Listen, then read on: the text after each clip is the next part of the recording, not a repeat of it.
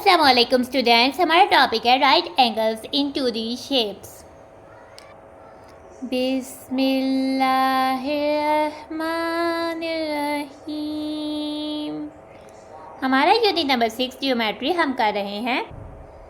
Topic की तरफ आते हैं। Right angle. राइट एंगल का मतलब होता है ऐसा एंगल जिसकी मेजर एग्जैक्ट 90 डिग्री हो इन 2D शेप। 2D शेप्स का हमें पता है, 2 डायमेंशनल शेप्स, ऐसी शेप्स जो पेपर पर ड्रा की जा सकती हैं, ठीक है, जिसको आप प्लेन पेपर पर ड्रा कर सकते हो, ठीक है। ऐसी शेप्स को हम 2 डायमेंशनल शेप्स कहते हैं, ठीक है। 2 डायमेंशनल शेप्स में आ जाती हैं सर्कल, स्क्वायर, रेक्टेंगल, ट्रायंगल, ठीक है। तो अब हम देखने वाले हैं स्क्वायर और रेक्टेंगल के एंगल्स को, ठीक है, क्योंकि स्क्वायर और रेक्टेंगल के एंगल्स जो है वो 90 डिग्री के एंगल होते हैं ऑलवेज, यानी हमेशा 90 डिग्री के एंगल ही होते हैं। सबसे पहले हम कंसीडर कर लेते हैं स्क्वायर को, ठीक है। जैसे कि आपको ये एक पिक्चर फ्रेम नज़र आ रहा है, ये है स्क्वायर शेप पिक्चर फ्रेम, ठीक है। दानिया has a square picture frame. दानिया के पास ऐसा पिक्चर फ्रेम है जो स्क्वायर की तरह का है, यानी उसकी शेप स्क्वायर शेप है। Do you know which angles are formed at each corner of the frame? क्या आप जानते हो कि फ्रेम के हर कॉर्नर, स्क्वायर के तो 4 कॉर्नर्स होते हैं, 1 2 3 4 के 4 कॉर्नर्स पर कौन सा एंगल बनता है? ना हम स्क्वायर पे देखते हैं, हमने स्क्वायर फ्रेम को पकड़ कर अगर हमने कॉपी पर प्लॉट किया तो हम देखते हैं कि स्क्वायर की जो होते हैं वर्टेक्स होती है और 2 लाइन सेगमेंट होती है, यानी इधर एंगल बनता है, इधर भी वर्टेक्स आता है, जिधर भी कॉर्नर और 2 लाइन्स आ जाए उधर एंगल बनता है। तो 4 कॉर्नर्स होते हैं और हर कॉर्नर पे 2 जो है वो लाइन्स जा रही होती है कॉर्नर से, तो स्क्वायर के तो 4 एंगल्स बन जाते हैं, ठीक है, क्योंकि उसके 4 वर्टेक्स यानी 4 कॉर्नर्स होते हैं। अब के 4 कॉर्नर्स जो है वो 90 डिग्री के एंगल बनाते हैं। हम किस तरह से कह सकते हैं? हम इसको प्रोट्रैक्टर से मेजर करके भी देख सकते हैं। जैसे लिया आपने प्रोट्रैक्टर को रखा इधर, ठीक है, ये आपके प्रोट्रैक्टर की होगी इनिशियल रे, ठीक है, और हम इधर से एंगल मेजर कर रहे हैं, तो हमने इधर से एंगल मेजर कर रहे हैं, हम इनर स्केल को देखेंगे क्योंकि हम लेफ्ट टू राइट जा रहे हैं 0 to 90 डिग्री, तो ये बन गया 90 डिग्री का एंगल। नाउ इस एंगल को मेजर करते हैं स्केल के। अब हम इस एंगल के वर्टेक्स पर अब अपनी प्रोट्रैक्टर के सेंटर को रखेंगे और इसको कंसीडर करते हैं कि हम इनिशियल रे और इस पे बेस लाइन रखते हैं, तो इधर से हम एंगल को वही करते हैं, तो ये 0 से 90 डिग्री पर आ रहा है, तो ये भी एंगल जो है वो 90 डिग्री का हो जाता है। नाउ अब हम प्रोट्रैक्टर को रखेंगे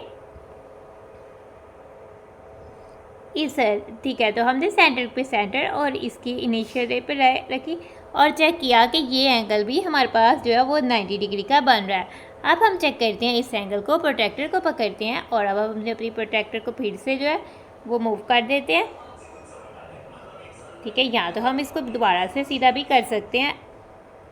तो फिर हमने अब रखा अपनी प्रोट्रैक्टर को इधर, उसकी बेस लाइन को इधर, और अब हम एंगल मेजर करते हैं।